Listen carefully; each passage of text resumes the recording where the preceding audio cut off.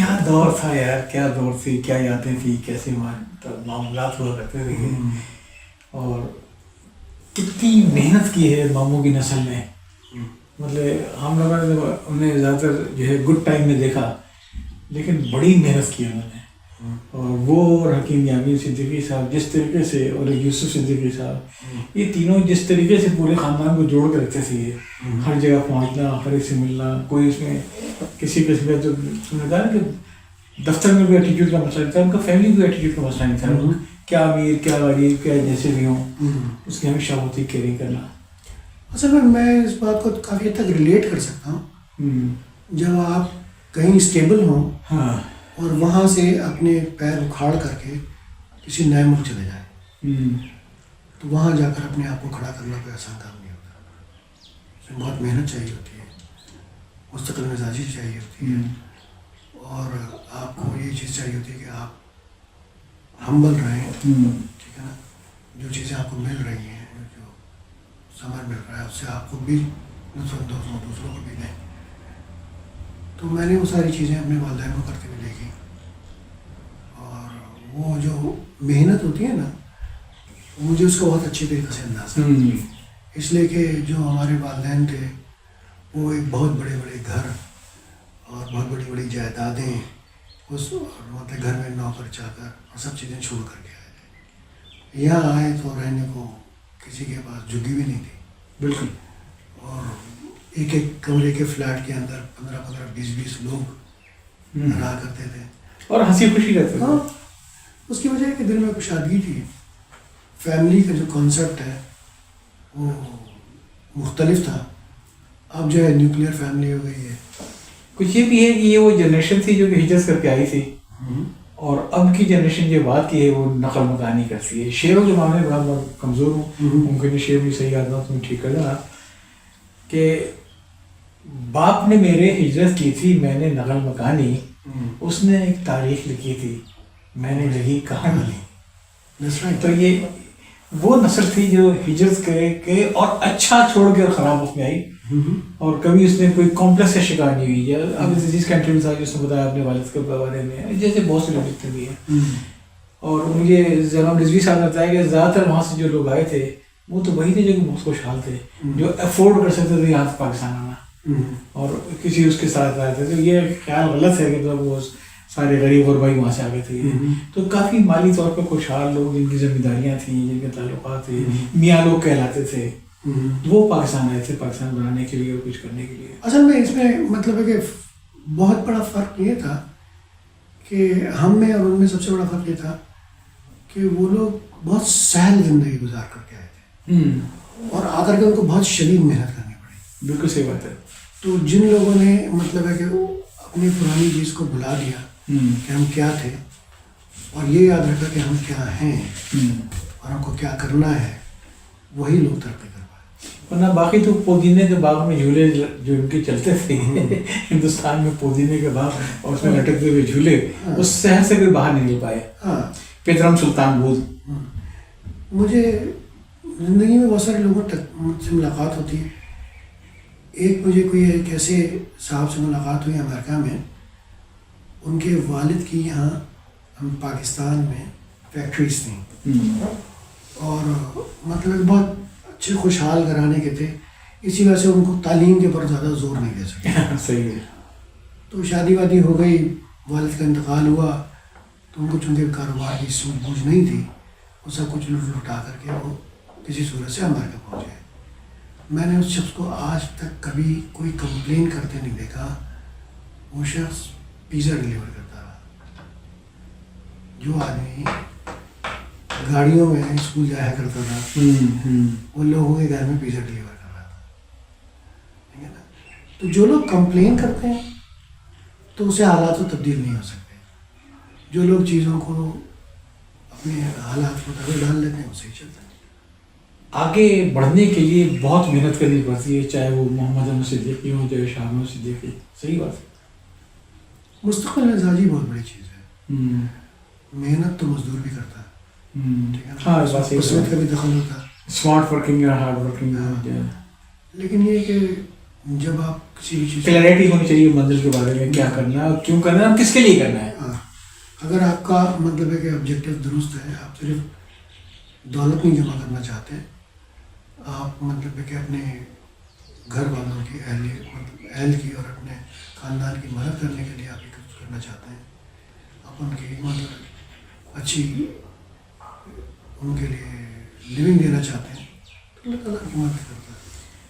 Coming back to تمہارے بیجان میرے ماموں محمد صدیقی صاحب، جو زندگی کے آخری سال انہوں نے ہمیں سعادت دی کہ تم ان کی خدمت کر سکو امریکہ جیسی جگہ کے اوپر یہ، تو اس میں وہ وقت گزارنے کے لیے مطالعہ بھی کیا کرتے تھے، اور اگر میں غلطی پر نہیں ہوں تو اس دوران میں نے کئی کتابیں مرتب بھی کی تھیں جو ابھی تک نہیں ہوئی. پہلے اس کا احوال ہے جو وہاں امریکہ میں رہ کے بھی جو انہوں نے کام کیا ہے جن پروجیکٹس کے اوپر. سب سے پہلا کام جس کو ہمارے خاندان میں سب لوگ جانتے ہیں، ابیان نے پورے خاندان کا شجرہ لکھا، اور وہ شجرہ آج بھی موجود ہے پرنٹڈ فارم میں. حالانکہ وہ تھوڑا سا کمپلیکیٹڈ اس لحاظ سے ہے کہ جو بچے نہیں سمجھتے کہ ہاؤ ٹو ٹریک اٹ میں بھی مطلب ہے کہ وہ ڈیجیٹائز کرنے کی ضرورت ہے. ہاں، یہ بیچ میں تک ایفرٹ ہوئی تھی، اور پورا فیملی کا بنا تھا گروپ، اور میں خیال ہے وہ لوگ جو کہ اس گروپ میں تھے اگر وہ دیکھ رہے ہو تو میں سے کہوں گا کہ دیکھو ماموں کے کام کو اب کافی چیزیں آ گئی ہیں، بہت ساری نسلیں آ گئی ہیں، بہت ساری تعلیمات آ گئی ہے، اس کو اپڈیٹ کرنے کی ضرورت ہے. کوئی تو اس میں انیشیٹو لے.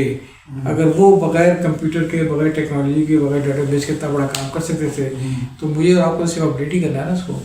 ہاں، پھر دوسرا کام ابیان نے جو کیا تھا وہ جو ان کا بڑا تفصیلی کام ہے، تو ابیان نے قرآن کے مختلف متراجم کو ایک جگہ جمع کیا. ہاں، اور اس کا مقصد یہ تھا کہ 7 مختلف لوگوں کی تراجم کے، جی، اور اس میں ہر مسلک کے، ہر مسئلہ کے اس میں 9 سے 9 ہیں، یہ 7 سے خیال سے تو 7 منزلیں ہیں.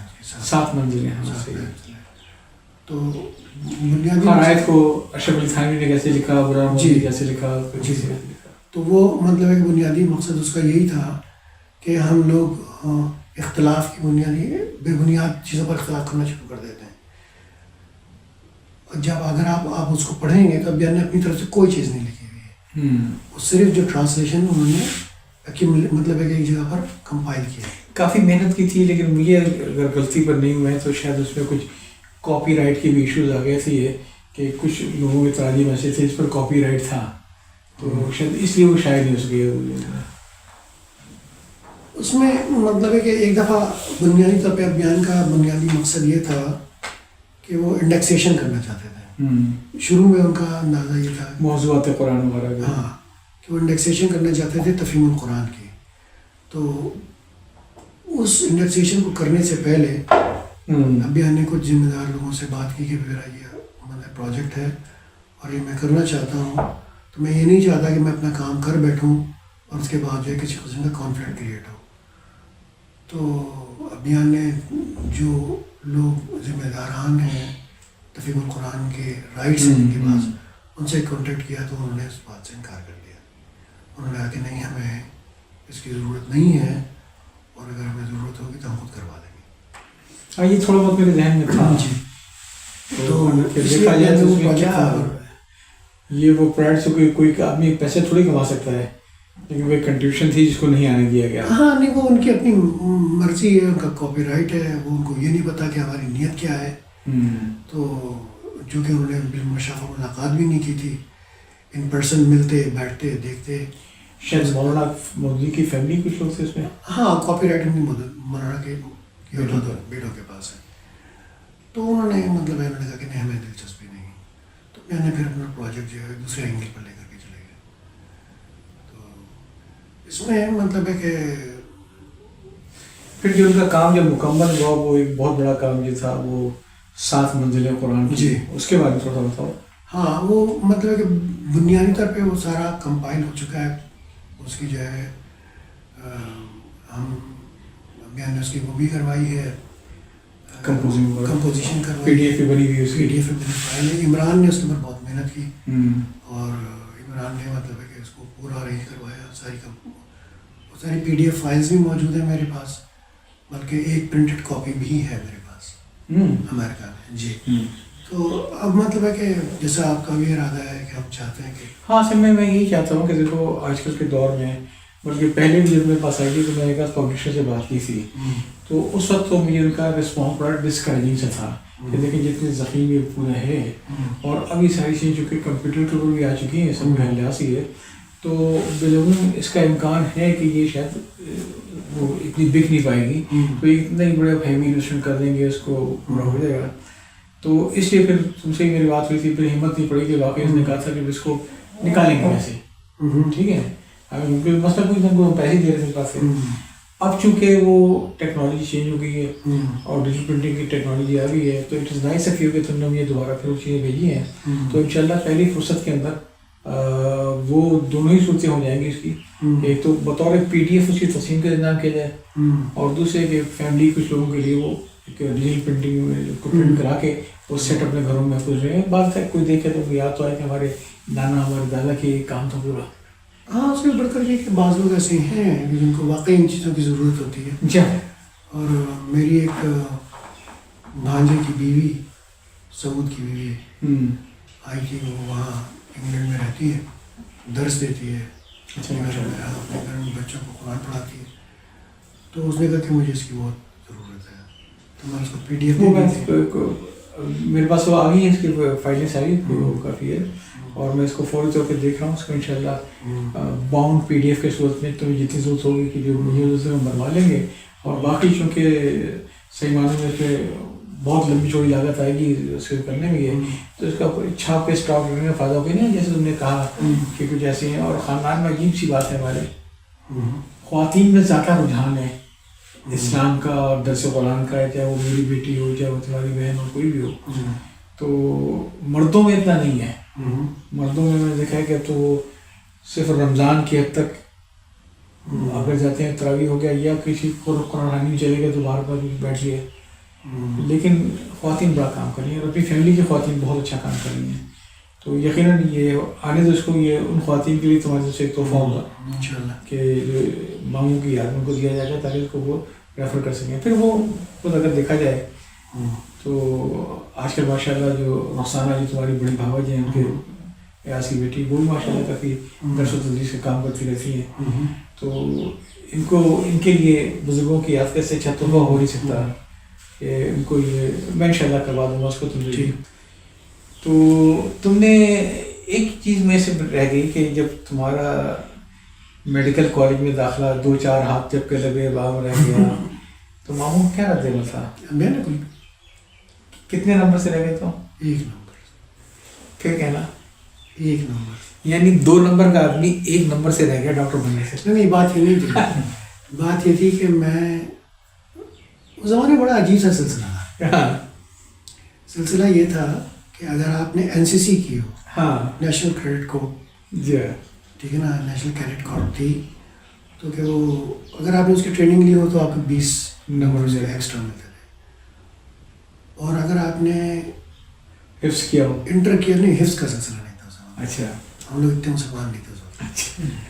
تو اگر آپ نے مطلب انٹر میں فرض کریں 1 سال ایکسٹرا لگا لیا ہو، ریپیٹ کر لیا ہو، تو اس کے 5 نمبر کٹ جاتے تھے. اچھا، ٹھیک ہے نا. تو ٹو سم اٹ اپ میرے اسکور تھا 645. ہاں، ٹھیک ہے نا. میرے ایک کزن کا ایک بڑا گہرا دوست ہے، اس کے نمبر تھے 626. تم سے کم؟ ہاں، 626. اس نے ریپیٹ نہیں کیا تھا، 2 سال میں کیا تھا، تو 626. اس نے این سی سی کیا تھا تو اس کا اسکور ہو گیا 646. اس کا ایڈمیشن ہو گیا، میرا نہیں ہوا. کیسا لگا تھا کہ دنیا ختم؟ مجھے آدمیوں سے نفرت ہے، اس آدمی سے. یار اس سے کیوں نفرت کر رہے ہو؟ سسٹم سے نفرت کر رہا ہے. تو بہرحال مطلب ہے کہ وہ مجھے بہت مطلب ہے کہ ایسا لگا کہ بس دنیا ختم ہو گئی اور سب کچھ اندھیر ہو گیا، بیکار. میرا بہت اچھا دوست تھا، میرے ساتھ پڑھا کرتا تھا، تو اس کی 3rd پوزیشن تھی. میڈیکل اسکول اس میں انٹر کے اندر. تو ہمارے جس سال ہم نے انٹر کیا اس سال آغا خان میڈیکل یونیورسٹی نے اپنی پہلا بیچ شروع کیا, تو انہوں نے اس کو انوائٹ کیا کہ تم جو ہے یہاں آ جاؤ, ہمارے پاس آ جاؤ ڈی ایم سی میں جانے کے بجائے, تو ہم تمہیں فری میں پڑھائیں گے. حالانکہ اس زمانے میں ڈی ایم سی کی فیس بھی 12 روپے ہی ہوتی تھی. صحیح, ٹھیک ہے نا. تو وہاں چلا گیا. تو میں کہتا تھا یار دیکھو یہ میرا دوست جو ہے اتنے اچھے کالج میں پڑھ رہا ہے, میں یہاں یونیورسٹی میں رول رہا ہوں. مجھے یونیورسٹی سے بالکل بھی کوئی دلچسپی نہیں تھی, فارمیسی کے بالکل بھی کوئی دلچسپی نہیں تھی. وہ بھی مطلب ہے کہ ہماری بہن صاحبہ غزالہ باجی نے کہا, ہاں یہ بھی تذکرہ کر دوں کہ میرا جو ہے وہ لیاقت میڈیکل کالج کے اندر ڈینٹل اسکول میں ایڈمیشن ہو گیا. اچھا. تو میں نے غزالہ سے کہا میرا وہاں ایڈمیشن ہے. تو انہوں نے کہا کہ تم بندر روڈ پر بیٹھ کر کے پلاسٹک کے اوپر لکھ کر کے ڈنگوں کے دانت نکالو گے. تو میں نے بھی اپنے آپ کو ویژولائز کیا, یار میں بندر روڈ پہ بیٹھا ہوں. تو تم سے پوچھتے نہیں کہ یہ بہو لے کے آئی, تو وہی ہے نا کہ بندر روڈ وہ تو ڈینٹل سرجن کو بہو بنایا میں. تو کیا ضرورت پڑی, تم پاگل ہو گئے, ڈینٹسٹ بناؤ گے تم. تو اچھا دوسری بات یہ تھی کہ اس زمانے میں حیدرآباد جو تھا وہ مطلب وہاں پڑھنا وہ بھی ایک کار دارت تھا. پولیٹیکل معاملات اور پرائیویٹ میڈیکل کالج میں آئی بھی نہیں سکتے, پرائیویٹ تو کوئی کالج تھا ہی نہیں. تو میں نے کہا بھیا یہاں تو میں نہیں پڑھ سکتا. ٹھیک ہے نا. تو میں یونیورسٹی آ گیا. یونیورسٹی آیا تو ادھر جگہ تو فارمیسی پڑھ لو. فارمیسی پڑھ لی, پڑھ تو لیا. اور مطلب کہ میں اپنی کلاس کے ان چند لوگوں میں تھا جن کا کوئی پیپر بالکل نہیں رکا, اور میں مطلب ہے کہ کلیئر تھرو آؤٹ. جاب ختم, مطلب ہے رزلٹ آنے سے پہلے مجھے جاب مل گئی. جاب مل گئی. پھر اس کے بعد جو ہے شومی قسمت ایک دن خالہ کے گھر بیٹھا تھا, بڑی بہن آئی, انہوں نے کہا مجھے فلانی لڑکی بڑی اچھی لگتی ہے, تم شادی کرو گے.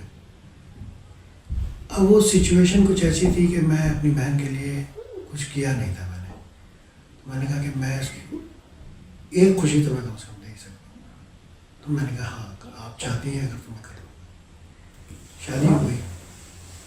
وہ جو باقی کے خواب تھے وہ سب ٹھکانے لگ گئے. پھر اس کے بعد جو ہے مجھے دوبارہ مطلب ہے کہ ترک سمائے کہ نہیں مجھے بی اے کرنا ہے. اس سے پہلے میں ایک دفعہ آئی بی میں بھی ایڈمیشن لے چکا تھا, وہ بھی میں نے چھوڑ دیا تھا. تو پھر میں نے کہا کہ مجھے ایم بی اے کرنا ہے. تو میری ساس اللہ مغفرت فرمائے بہت ہی زیادہ مطلب ہے کہ کیئرنگ اور بہت محبت کرنے والی. ان کا مجھ سے محبت کا جو عالم تھا وہ آپ کو کوئی بات نہیں بتاؤں گا. تو انہوں نے کہا ہاں بیٹا تم پڑھو ضرور جاؤ. تو پھر میں نے بیان سے کہا کہ میں ایم بی اے کرنا چاہتا ہوں. تو بیان نے مجھ سے کہا کہ دیکھو میاں جب تک تمہاری شادی نہیں ہوئی تھی تو تم میرے فیصلوں کے پابند تھے. اب تمہاری شادی ہو گئی ہے, اپنی زندگی کے فیصلے تم خود کرو گے. تو میں تم سے کوئی مشورہ نہیں لے سکتا اور میں تمہیں کوئی مخالفت نہیں کر سکتا. تمہیں جانا ضرور چلے جانا. تو اس طرح سے میں ایم بی اے کرنے کے لیے امریکہ چلا گیا. وہاں گیا, جا کر کے جب میں نے وہاں پڑھائی شروع کی تو وہاں میرے جو ہمارے عزیز ہیں انہوں نے مجھ سے کہا کہ تم کیا کرنا چاہتے ہو, یہاں واپس جانا چاہتے ہو, رہنا چاہتے ہو؟ تو میں نے کہا مجھے واپس نہیں جانا, میں یہیں پر اپنا فیوچر دیکھنا چاہتا ہوں. انہوں نے کہا فارمیسی کا لائسنس لے لو. میں نے وہ لائسنس لے لیا.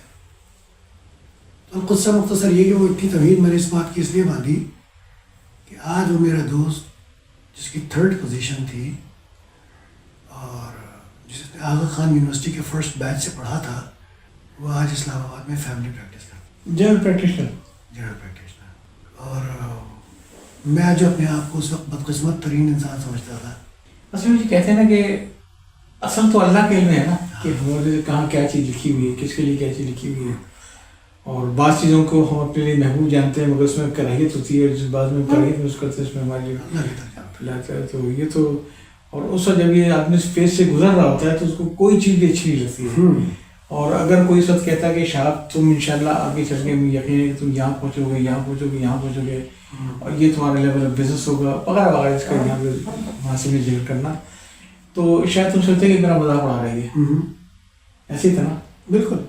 کیوں؟ اس لیے کہ بی فارمیسی کرنے کے بعد بھی وہ دور پتہ نہیں تمہیں یاد ہے کہ نہیں یاد ہے، لیکن مجھے تو یاد ہے کہ پرانی سی موٹر سائیکل کے پیچھے تمہارے بیگ بندھا ہوتا تھا اور تم ڈاکٹروں کے پاس جا کے ان کو دوائیاں سیل کرنے کی بھی کنوینس کرنے کی کوشش کرتے وہ کوئی ایسا کہ مارکت العرا کیریئر نہیں تھا جس کے لیے کوئی خوشی ہوتی ہوئی آپ دیکھو ماشاء اللہ بیٹھے ہوئے ڈاکٹر صاحب کے فارغ ہونے لگے. ہاں نہیں وہ مطلب اس وقت تک بھی تم نے نہیں سوچا ہوگا کہ فارمیسی میرا کیا کیریئر بننے والا ہے؟ نہیں، اللہ تعالیٰ نے آپ کی قسمت میں کیا لکھا ہے وہ اللہ جانتا ہے، اللہ جانتا ہے. اس لیے شکایت نہیں کرنی چاہیے کبھی، نہیں، اپنے آپ کو فن خان نہیں سمجھ چاہیے کبھی ہو جائے، صرف کوشش کرنی چاہیے. ہاں، اور یہ کہ بس گھر بھی نہیں بیٹھنا جو مل جائے تو اس پہ شکر کر لے، جو نہ ملے اس پہ صبر کر لے، اور یہ سب کچھ جو اللہ کی جانب سے ہے. شاہ مجھے معلوم ہے کہ تمہارا شیڈول بڑا ٹائٹ ہے، اور مجھے یہی معلوم ہے کہ تمہاری پاکستان آمد سے بہت ابھی تک بے خبر ہے. تو میری ایک ریکویسٹ یہ ہوگی کہ ابھی ہم اس کو تھوڑا سا یہیں پہ روک لیں، اور ابھی جو چند دن باقی اگر ہو سکا تو اس کو ابھی کنٹینیو کریں گے، اور ورنہ یہ انشاءاللہ سے چلتا رہے گا. اور مجھے ایک شکایت ہے تم سے کہ تم نے اپنا انٹرویو نہیں لینے دیا مجھ کو. میں اس قابل نہیں ہوں، نہ میں نے کوئی ایسا سگنیفیکنٹ کام کیا زندگی میں کہ میرا انٹرویو لیا جائے. لیکن اللہ نے تمہارے پہ انعام تو رکھے نا ہر لحاظ سے، اللہ کی دین ہے. ہاں، تو مطلب ہمیشہ اللہ تعالیٰ سے اچھے کی امید رکھنی چاہیے، اور جو مل جائے اس کے اوپر جو ہے وہ انکساری کے ساتھ یہ سوچنا چاہیے کہ یہ میرا نہیں ہے، یہ تو میں تو ایک ڈاکیا ہوں. بالکل. اور جو اللہ تعالیٰ نے مجھے دیا ہے وہ تو ڈاک بانٹنے کے لیے دیا سارا یہ. یہ سوچ تو ہونی چاہیے، تو اس میں کوئی شک نہیں ہے، اس لیے بانٹنا شروع کر دو. اکاؤنٹ نمبر دے دو. بالکل. اوکے، اللہ حافظ.